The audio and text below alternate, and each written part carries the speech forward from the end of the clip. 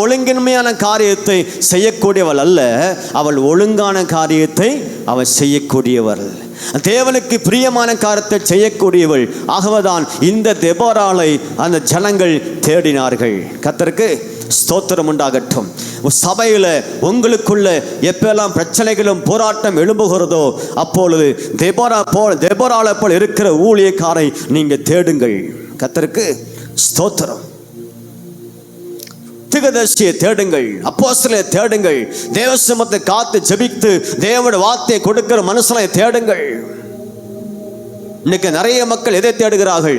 சூனியத்தையும் மந்திரவாதிகளையும் தேடிக்கொண்டு போகிறார்கள். ஏண்டா பிரச்சனைக்கு சொல்யூஷன் கிடைக்கும் என்று சொல்லி. அப்படியே அன்பு தேவ பிள்ளைகளே, ரட்சிக்கப்பட்ட நாம் மந்திரவாதிகளையும் நூதன தெய்வத்தையும் நம்பி போயிடக்கூடாது. நாம் கர்த்தர் அபிஷேகம் பண்ணப்பட்ட ஊழியரை நாம் தேட வேண்டும். ஹல்லேலூயா, ஹல்லேலூயா. அதே போல தெபோராள் என்றால் இன்னொரு அர்த்தம் உண்டு, தேனி. என்னங்களா? தேனி. என்னங்களா சொல்லுங்களேன். தேனி பார்த்துருக்கீங்களா? அந்த தேனியை நிறைய பேர் தேனியை பார்த்து நிறைய புத்தகம் எழுதியிருக்கிறார்கள். அந்த தேனி நிறைய பேருக்கு நல்ல பாடங்களை கற்றுக் கொடுத்திருக்கிறது. அந்த தேனி கடைசி வரைக்கும் நின்று போராடும். அது அதே மாத்திரமல்ல, அந்த தேனி ஒரு தேன் அருமையாக ஒரு பூவில் போய் தேன் எடுக்க போச்சுன்னா அது எடுக்காம விடாதது. ஆமென். எத்தனை பேர் தெரியும்? கை தூக்குங்களேன். தேனியை கொஞ்சம் வாட்ச் பண்ணுங்களேன். தேனியை கொஞ்சம் அப்படியே வாட்ச் நோட் பண்ணுங்களேன். அப்படியே சுபாவத்தை பாருங்களேன். ஒரு பூவில் வந்து உட்காரும், அது துரத்துனா போதும், அது போகிற மாதிரி போகும், திரும்ப அந்த பூக்கிட்ட வரும். அது போராடும். அந்த தேனை எடுக்கிற வரைக்கும் என்ன செய்யுது? செத்தானு சாவர ஒழிய இந்த தேன் எடுக்காம என்ன செய்ய மாட்டேன், நான் விட மாட்டேன்னு சொல்லி அந்த தேன் அது போராடும். கர்த்தருக்கு கர்த்தருக்கு ஸ்தோத்திரம். தேன் போல நம்மளாம் ஐக்கியம் உள்ளவளாக இருக்க வேண்டும். தேன் வந்து இங்க ரெண்டு அங்க ஒன்று இங்க ஒன்று சொல்லி என்ன செய்யாது, அது கட்டாது. ஒரே இடத்துல செய்யும். என்ன செய்யும்? அப்படியே ஒரு தேனி எல்லா தேனியும் கூட்டி சேர்த்து என்ன செஞ்சிடாது, பெரிய ஒரு அடையை கொண்டு வந்துடும். பெரிய அடையை கொண்டு வந்து என்ன செய்யும், அதுக்குள்ள தேன்கள் என்ன செய்யும், அது சேர்த்து வைக்க ஆரம்பிச்சிடும். கர்த்தருக்கு. அப்போ நம்ம சபை எப்படி இருக்கணும்? தேன் கூடு. சொல்லுங்களேன், சத்தமா சொல்லுங்களேன். ஐயா பக்கத்தில் சொல்லுங்க. நம்மளாம் யாருங்க? நீங்களாம் யாருங்க? நான் சொல்றேன், நீங்களாம் ஒரு தேன். ஆமென். நீங்களாம் ஒரு தேனி, நீங்களாம் ஒரு தெபோராள். ஹல்லேலூயா.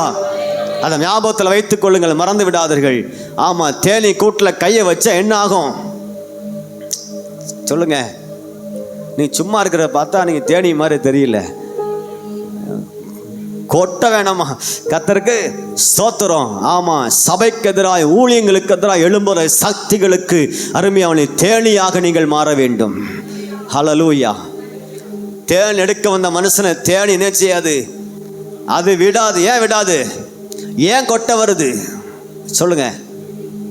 எத்தனை மாசம், எத்தனை வருஷம், எத்தனை நாட்கள் நைட்டு பகலும் பாடுபட்டு கஷ்டப்பட்டு ஒவ்வொரு பூக்களா தேடி போய் அந்த பூவோட தேனை கொண்டு வந்து அதில் சேர்த்து சேர்த்து சேர்த்து சேர்த்து சேர்த்து வச்சா இப்போ வந்து களைக்க எடுக்க வந்திருக்கிறியா? எத்தனை புரிஞ்சவங்க மட்டும் ஆமேன்னு சொல்லுங்களேன்.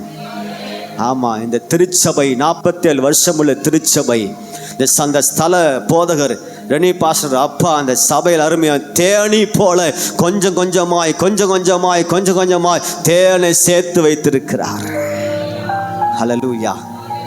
புரிஞ்சல்லைங்களா? அந்த தேன்ல சேர்த்து வைக்கப்பட்ட தேனை பாதுகாக்க வந்த தேனீக்கள் தான் நீங்கள். ஹல்லேலூயா. எத்தனை புரிஞ்ச உங்களுக்கு?